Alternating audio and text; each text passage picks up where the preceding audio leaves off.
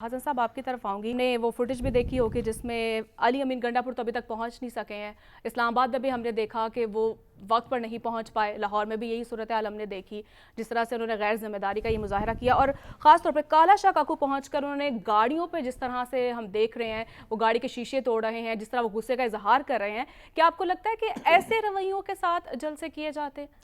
देखिए, अज़मा बुखारी साहिबा ने आज प्रेस कॉन्फ्रेंस की, उसमें उन्होंने ये दो बातें कही और मैं बड़ा हैरान था कि इनके पास मालूमात कहाँ से आ रही हैं। उस वक्त ये बात कर रही थी कि अली अमीन गंडापुर जो पंजाब में जलसे के लिए आ रहे हैं, उनके साथ काफले में डंडे और दीगर असला मौजूद है। और हमने देखा, मैं इंतजार करता रहा, लेकिन जब काला शाह काकू के करीब, अब ये वीडियो आप देखिए कि वजीर आला के ओहदे पर फाइज एक ऐसा शख्स जो कि अली अमीन गंडापुर, वो वहां पर आने के बाद एक लिमिट क्रॉस कर जाते हैं और फिर उनको देख देख ऑटोमेटिकली उनके कारकुन भी वो पोजीशन इख्तियार करेंगे। उन्होंने आने के बाद जब वहां पर देखा कोई कंटेनर खड़ा था, बेशक वो साइड पर था, कोई रास्ते उस वक्त तक बंद नहीं किए गए थे, उन्होंने अपने सरकारी एहलकार से वो राइफल ली और उसके बट से जो है वो उनके शीशे तोड़ते रहे। तो ये जो रवैये हैं, इसी पर तो हम बात करते हैं कि पाकिस्तान तहरीक इंसाफ को एक गैर मामूली सिचुएशन में पंजाब हुकूमत ने जलसा करने की इजाजत दी। आप अपनी एक स्ट्रीट पावर वहां पे उसका इजहार कर रहे थे अपने साना 9 मई के बाद। ये पहला जलसा था कि होने जा रहा था जिसको आप एक मुस्बत अंदाज में लेके चलते, आप एक मुस्बत पैगाम देते, कारकुनान को कोई ना कोई लाइन पोजीशन देते। लेकिन हुआ क्या कि यहां पर भी अगर देखें तो मिसमैनेजमेंट हमें देखने को मिली कि रात गए वो, एक तो इंतजामिया ने उनको ताखीर की कि हम आपको इजाजत दे रहे हैं, फिर देने के बाद, और फिर दूसरा हमने देखा इन क़यादत के पास कोई मैनेजमेंट नहीं थी किसी तरीके से जलसे को कैसे कामयाब बनाना है, कैसे उन्होंने 6 बजे वक्त तक कौन सा पैगाम अपने कारकुनान को देना है। बल्कि हमने ये चीज देखी, वजीर आला खैबर पख्तूनख्वा की जानिब से वो बैरिस्टर साहब बता रहे थे कि हम उनके जो कि तीसरी शराइत रखी गई थी एनओसी में, हम उनकी शराइत नहीं मानते। फिर दूसरा हमने चंद ही मिनट बाद देखा कि ये वीडियो सामने आई कि अली जो है अली अमीन गंडापुर वो किस तरीके से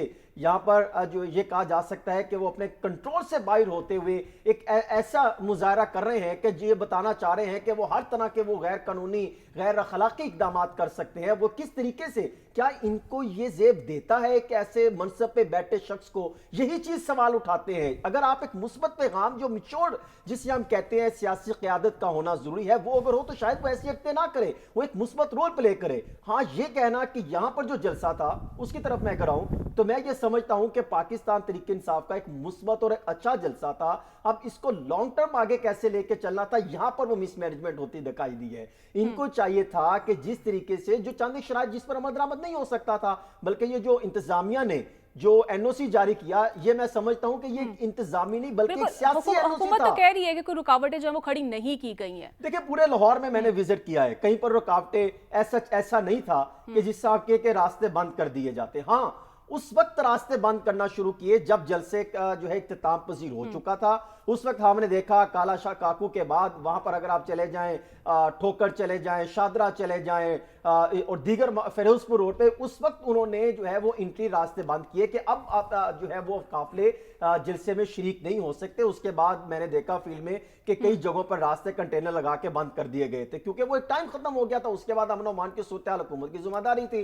वो बात दुरुस्त है कि उससे पहले कहीं पर रुकावटें खड़ी होती मैंने नहीं देखी। कई जगह मकामात मुकम्मल तौर पर खाली था। रुकावटें नहीं देखी। बिल्कुल हसन साहब,